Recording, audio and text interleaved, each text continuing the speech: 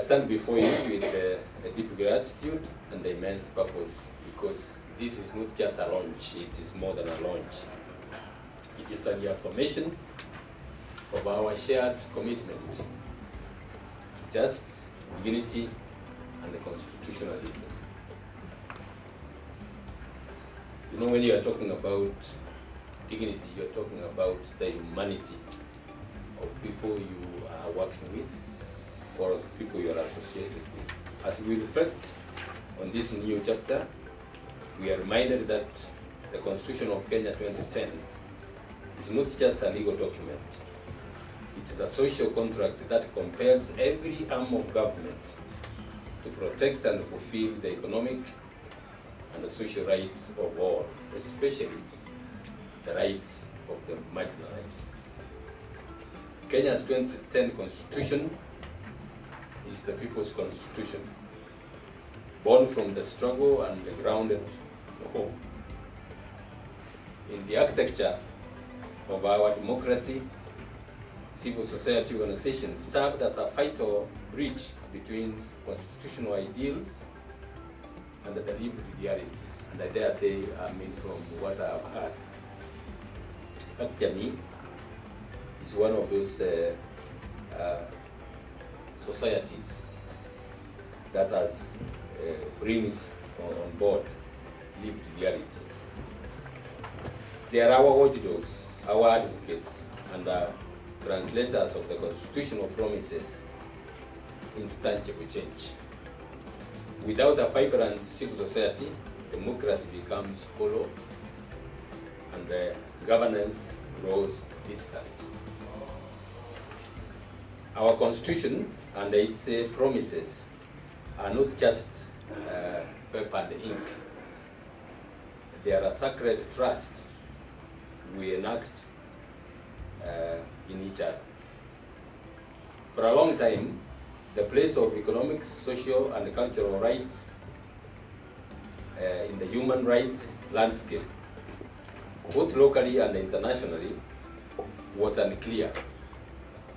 However, the realization that essential services such as health, education, housing, and social protection, among other rights, are central to the minimum conditions of human dignity, led to the progressive enactment of these services as essential rights. Indeed, this is encapsulated in the timeless words of former president of South Africa and the anti-apartheid struggle icon, Nelson Mandela, when he stated, and I quote, "Overcoming poverty is not a gesture of charity. It is an act of justice. It is the protection of a fundamental human right."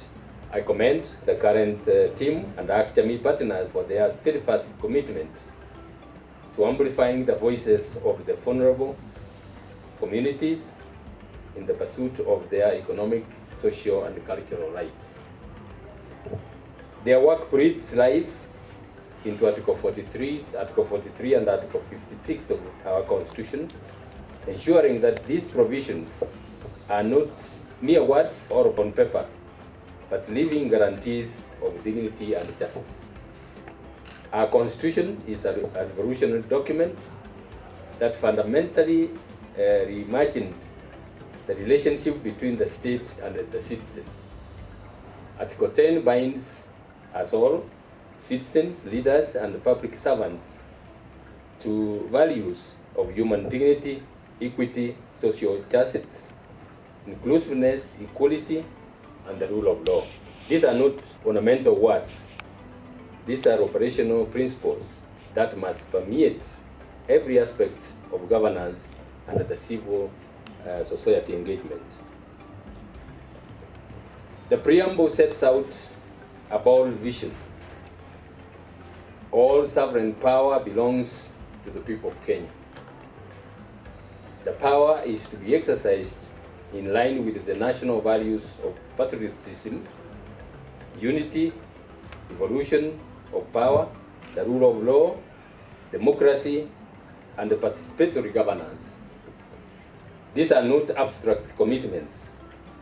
These are binding principles. It is the duty of every civil society to keep these values alive, ensuring that every county plan and every law-making process contributes to building the just society we all envision. The Bill of Rights in Chapter 4 is among the most progressive articulations of human rights in Africa. It enshrines not only civil and political rights, but also economic, social, and cultural rights that directly reflect the daily struggles of the ordinary Kenyans. Respecting and fulfilling these rights is not an afterthought. It is the very purpose of the Constitution. As we move forward, every policy and budget must be judged by whether it advances the equity and the social justice that Article 10 demands.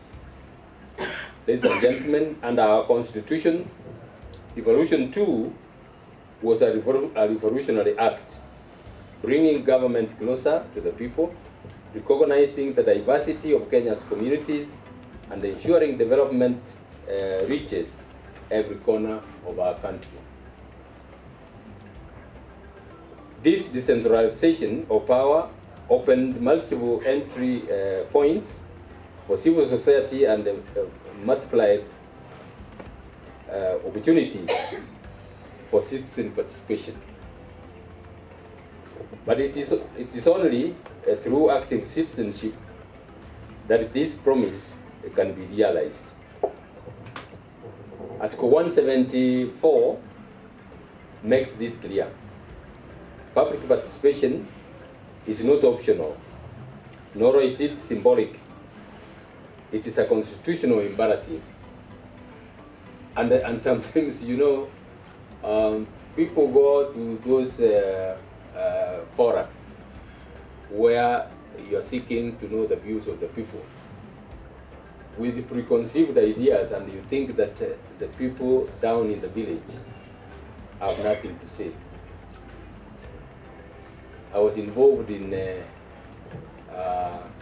an exercise where we went around the country,